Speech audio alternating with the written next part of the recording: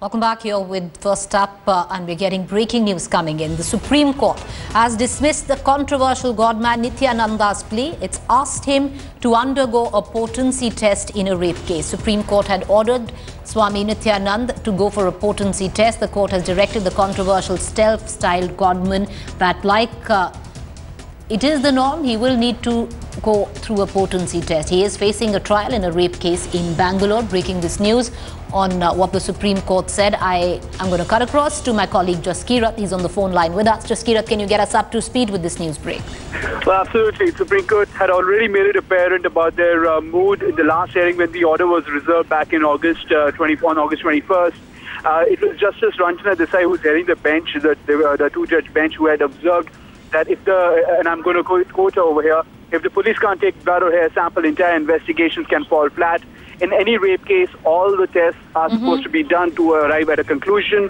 And that is the sense that we're getting at the mood from the court, which is why today's decision does not come as much of a surprise. Nityananda had challenged the Karnataka High Court's dismissal of his plea against another medical test, and this is specifically a potency test. This is in the run-up to the trial going on against him, investigation going on against him in an alleged rape case. And this is definitely a setback to him, and there does not seem to be any legal recourse left for him apart from a review petition. All right, so Swami Nityananda will now need to go through a potency test as required. The Supreme Court asking him to go through one. I'd like to cut across to Rohini Swami. Rohini, can you shed some light on this particular rape case that Nityananda is facing? Well, there are a couple of things. When the whole Nityananda issue broke out, there were issues of non-disclosure agreements that were allegedly signed by devotees with Nityananda.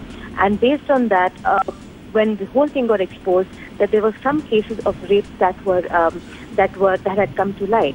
Now, there are particular cases that we're talking about. One is also a disciple who had very clearly come out in the open. She had given interviews. I say disciple now because she has now gone back into the Nityananda fold and enrolled herself with his whole group. But the point is that the rape cases that are others, that the non-disclosure agreements that were signed, those are being investigated by the CID. And the Karnataka government has very clearly told the Supreme Court that there is a need for a potency test so that they can prove that there was sexual exploitation of his disciples, and to explain that and to bring that into focus, he has to undergo a medical examination. August 6th was the date that was given, but he had got to stay on it. But now here, very clearly, based on the arguments put forth by the Karnataka police, and especially the CID, and after the Supreme Court has heard it, it has made it very clear that he has to undergo this potency test now. Appreciate you joining us, Jaskirat and Rohini Swami, with the very latest on this breaking news.